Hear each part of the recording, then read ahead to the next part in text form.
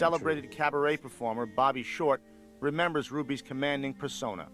She was a huge woman, and she was quite outgoing and very sure of herself.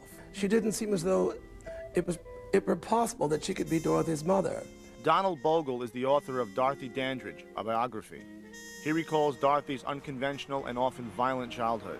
The girls were rigidly disciplined. They really were beaten regularly, almost daily, by this friend of their mother's, as it turned out, their mother's lover, this woman, Neva Williams. Ruby took her two daughters, oldest daughter Vivian, Dorothy the baby, and with a friend, Neva Williams, set out to create show business careers. And they sang, they danced, they did acrobatics. They teamed them up with another little girl named Etta Jones. They called them the Dandridge Sisters. In 1938, the young Dandridge sisters sang and danced their way across the country before landing a gig at the celebrated Cotton Club in New York City. Dorothy met Harold Nicholas really just about the first day that she arrived at the Cotton Club to do rehearsals for the show. The Nicholas brothers were huge stars at that time. It's been said that when she walked through the Cotton Club, by now at 15, she would soon have her 16th birthday, she was developing very quickly into a very womanly figure.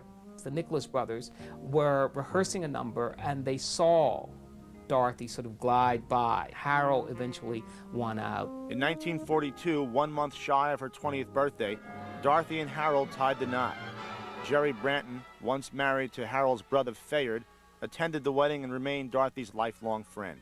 She always thought that she wanted the picket fence and the pretty house, and she was an excellent cook.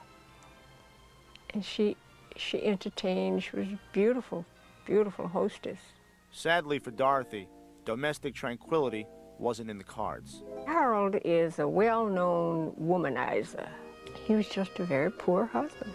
Dorothy became pregnant just a few months after the wedding with devastating consequences. That morning, Dorothy Dandridge had awakened in bed with her husband, Harold Nicholas. She was going into labor. She was in pain. She wanted to go to the hospital. He apparently told her it was a false alarm, not to worry. She later was taken by him over to her sister-in-law's home, a woman named Jerry Nicholas, who later became Jerry Branton. He told us that he was leaving the car. And when we went to look for the car, he left the keys, but there was no car. It was a difficult birth for mother and child, and the doctors had to use forceps to deliver the daughter they named Harolyn. She held back. Unfortunately, she spent the rest of her life feeling guilty because Harolyn was denied oxygen over the motor part of her brain, and she couldn't speak. The baby was mentally retarded and eventually had to be institutionalized. Dorothy was overwhelmed with guilt. Her marriage to Harold dragged on for a few more years, but in 1940, Dandridge left Nicholas.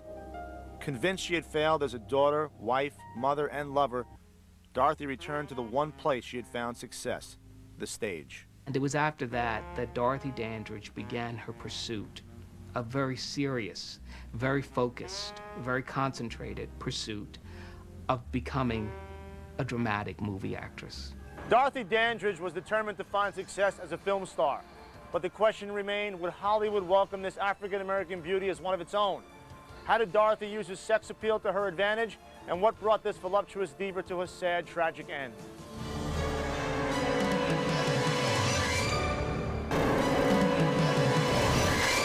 In 1949, 27-year-old Dorothy Dandridge was coping with the disappointment of a failed marriage and the tragedy of a daughter born with brain damage. Still, she vigorously pursued a movie career. It isn't surprising that leading film roles for African-American women at the time were non-existent, so Dorothy took a different route to fame. Fillmore was an African-American arranger, composer, one of the first to work at the big studios in the late 30s and 40s. Cabaret crooner Bobby Short continues the story. Phil had worked with singers like Lena Horne, like Julie Wilson. Well, there's no doubt in my mind that meeting with Phil and becoming his girlfriend was a definite turning point in her career. She was called Cafe au Lait. She had this color. She had this acceptable look, and she sang these very sexy songs and moved in such a way and had this hot, cool style that just drove the patrons mad. Nick Perito played piano for Dorothy. He recalls one of her most effective songs. But Phil had written Blow Out the Candle. It was a wonderful song that worked very well. He'd come over and blow out the candle, and it was very effective, a very sexy song, which she delivered with great aplomb. She really knew what to do. Boy, did she ever. In 1951, at the age of 30, Dorothy's hard work finally paid off.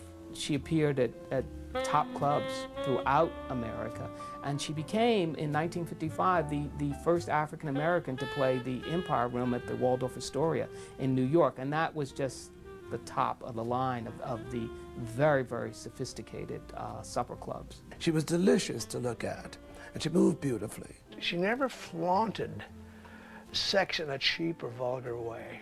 She was very classy about it, always. I think she resented being a sex object. I think she wanted to be looked upon as somebody with substance and somebody with intelligence. She said, yes, I get a lot of attention, but everybody wants to go to bed with me. They don't treat you that way. You're treated like a lady. But the lustful looks from the men in the crowd were the least of Dorothy's troubles. Remember, this was the early 50s, a decade before the Civil Rights Movement. On the nightclub scene, Dorothy Dandridge was exposed to racism in some of its most blatant forms. I mean, there was nothing subtle about it. Here's a woman that was just a giant smash a moment before, everybody standing up, applauding, cheering, and now all of a sudden, she couldn't go through the front entrance. It was ridiculous. So I just grabbed her by the arm. I said, take my arm. And she said, you're nuts. And no, I'm not. We walked through the main lobby and waited at the front elevator there. And I could sense from the front desk and what management was visible that they were a little on edge. And I just said, keep smiling. Keep it under my breath, keep smiling. And she did. Dorothy continued to headline in nightclubs, and as she hoped, her glamorous demeanor and sex appeal caught the attention of Hollywood. Dandridge was featured in a few B-movies like Tarzan's Peril, and in 1953 she starred in the film Bright Road with Harry Belafonte. Soon after, 31-year-old Dorothy auditioned for the lead in the movie musical Carmen Jones. It was to be directed by the legendary and temperamental Otto Preminger. Preminger gave her a script, and he said that he thought the part that she would be good for was the part of Cindy Lou, the good girl in Carmen Jones. Well, this seemed to anger her even more. But she left his office with the script, and she had made up her mind then that she was going to show Otto Preminger he was wrong. She came in and did a swagger and let her hair muss up a little bit, and I don't know if she actually put the rose between her teeth. Preminger looked at her and said, my God, that's Carmen. Preminger's interest in Dorothy went beyond the professional, if you catch my drift. Although Otto Preminger was married, he and Dorothy carried on a secret romance during the production of Carmen Jones. Actress Diane Carroll co-starred with Dorothy in that 1954 film. I remember my first look at Dorothy. That I will always remember, because she was breathtakingly beautiful. I was just foolish enough to sit on the floor in the middle of her fitting to stare at her. Every curve, everything was exactly where it belonged. She was aware of it. She was beautiful. She knew it. What's mine's yours, Joey. And that goes right down the line. There were many who felt that we should not make the film, and many who were adamant about it, that we were, not responsible human beings, that we were not responsible to the cause of uplifting the image of the Black American. Today, I have to tell you that I'm very happy that there is a film called Carmen Jones. Dorothy's performance was rewarded with an Oscar nomination in 1955. Finally, when they announced her name as being a nominee for the Oscar, why, we all just screamed and hollered and yelled, because it was the first time. And plus it happened to Dorothy. Dorothy lost out to Grace Kelly, but just being nominated was so remarkable, Dorothy felt sure she was well on her way to stardom. She quickly found out she was wrong. One loves to think that there's something on the horizon, there's something else coming up, and not just a Black project. Despite her success with Carmen Jones, there were few leading lady roles for Black actresses in mainstream Hollywood. Dorothy had no choice but to return to the nightclub scene, with Otto Preminger continuing to exert his influence. He wanted her to do things that were probably very good as an actress on a screen, but in a nightclub, with people, having that close proximity to people. And I wasn't going to agree with him just because he was a famous Hollywood producer. The personal relationship between Dorothy and Preminger was also troubled. Preminger was not going to jeopardize his career with an interracial marriage. Dandridge was very resentful and bitter. And finally, she broke the relationship off. By the age of 35, Dorothy Dandridge was 2 for 2 in failed romances. And even with her great success in Carmen Jones, Hollywood rejected the idea of this Venus as a leading lady opposite a white leading man. Dorothy yearned for stardom and was compelled to provide for the care of her disabled daughter. Above all, she longed for true love and a stable relationship. Dorothy was unhappy, but if she thought things couldn't get any worse, she was wrong, dead wrong. Just ahead, the sad, lonely end for Dorothy Dandridge.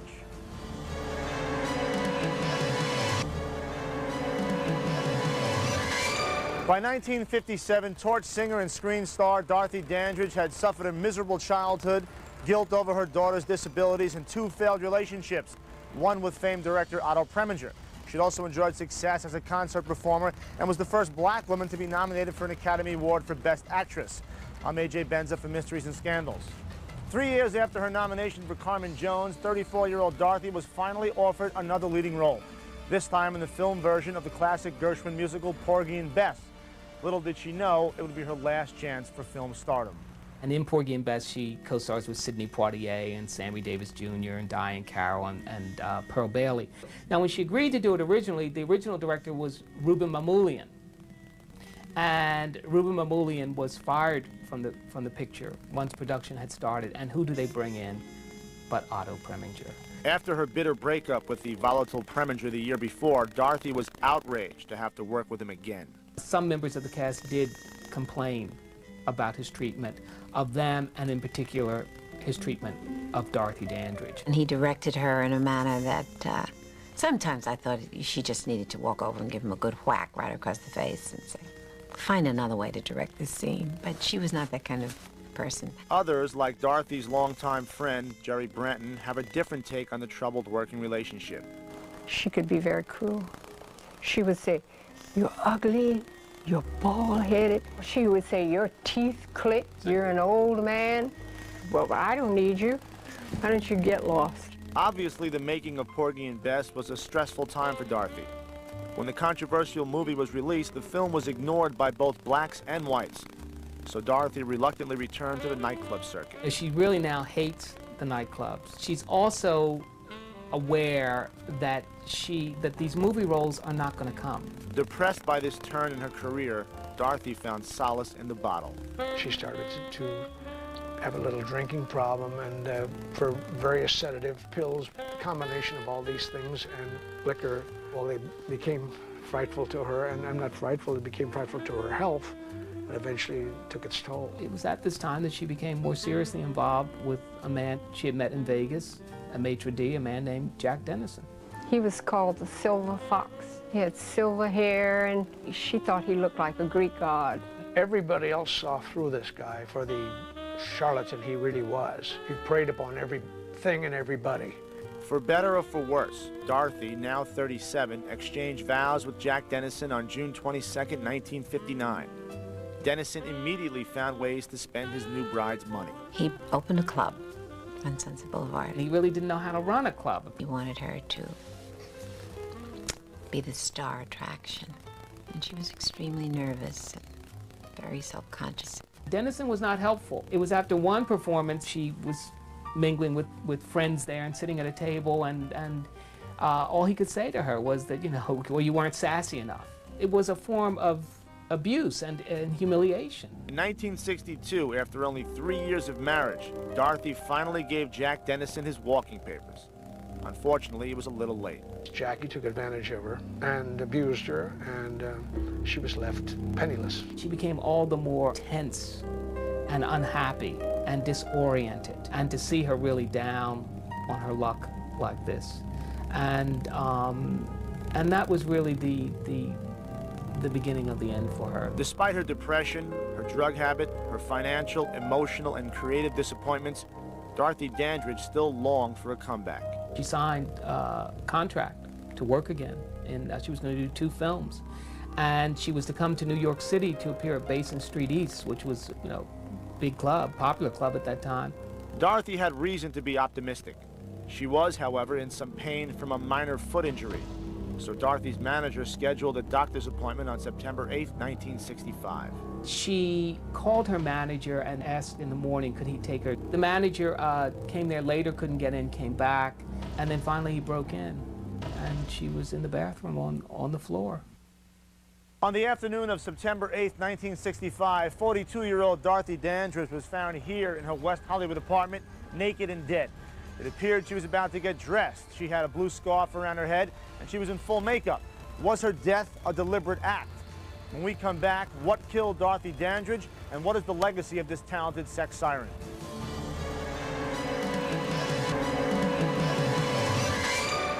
Screen diva and nightclub star Dorothy Dandridge endured decades of troubled relationships, career setbacks, depression, and drug dependency. At the age of 42, Dorothy was found dead in her West Hollywood apartment on September 8, 1965. All these years later, it's still difficult for her piano player and friend, Nick Perito, to talk about Dorothy's passing. And one night, riding home on the Palisades Parkway in New Jersey, on my way to my home in New City, I heard the newscaster. It was about 6 o'clock in the evening, and said, "Today in Hollywood, Dorothy dead," and I didn't have to go any further. I got a big lump in my throat, and I knew.